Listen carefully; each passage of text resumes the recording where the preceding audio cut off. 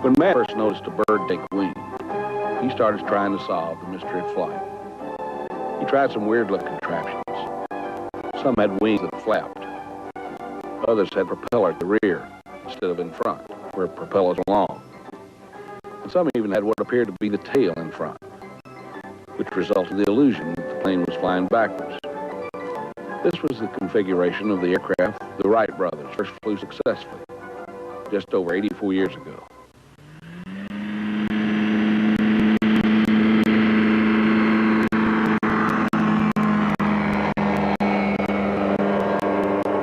I'm here today at the Cedar Glade Aerodrome in the Big Springs community near Murfreesboro. There's a group of pilots here who fly kind of a unique airplane. It's a relatively new airplane, the ultralight. But what really makes it special to these people is the same thing that made it special to the Wright brothers. The pilots here build their own planes too.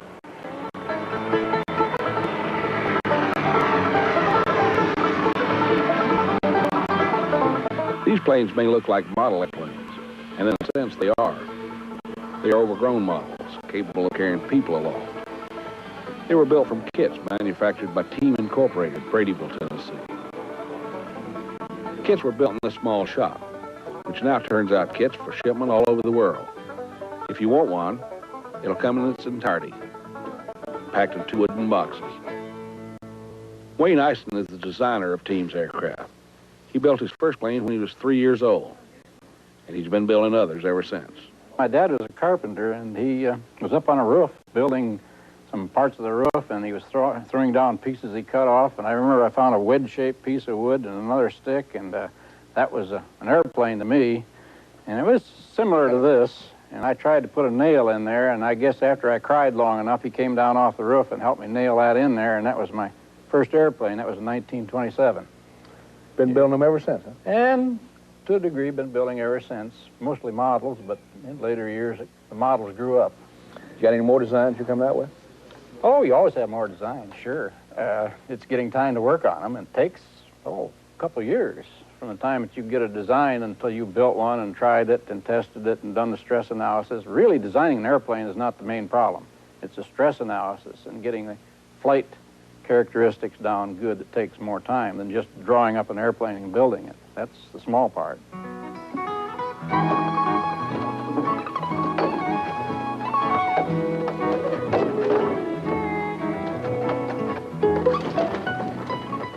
Every aspiring pilot begins at an early age dreaming of building an airplane and then experiencing the thrill of flying it.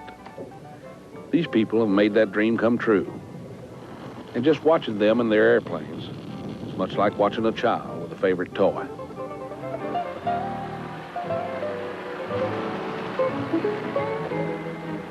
Eric Clutton, a British transplant and the pilot of our camera plane, knows how much fun it is to fly.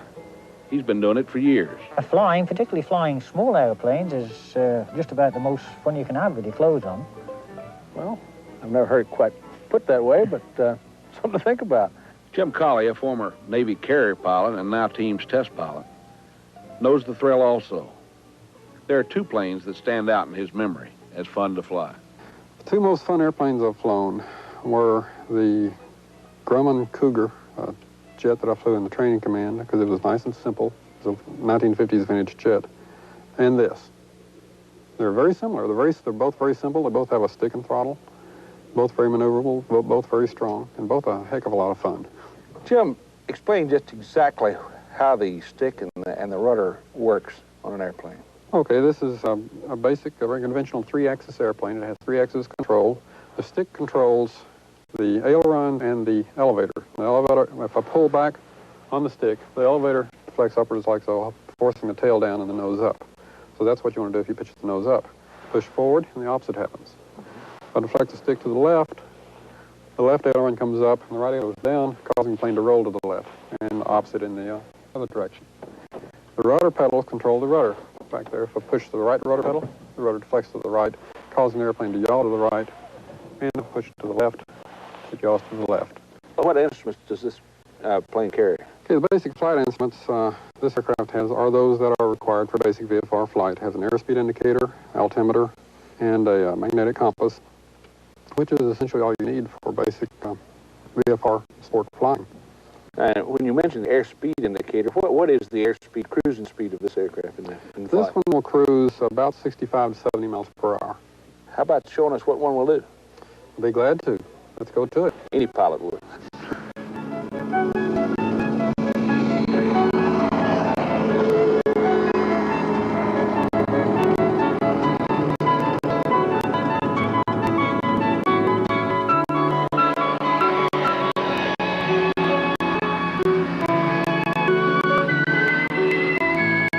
Jim makes it seem so simple as he takes the plane through its paces. It's almost like they're one, thinking free, flying free. Any pilot knows the ultimate freedom comes only in the air.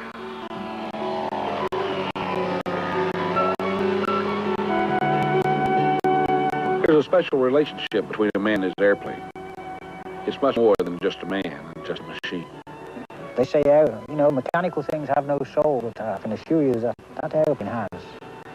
All airplanes do. Oh, yeah, yeah. I'm married to Fred, my airplane. Yeah. What I'm looking for now is a willow with a wee cart and their own airfield. So, you know, that would really make it happen. Then you'd be there, right? Oh, yeah. I'm not just about Cappy Dog.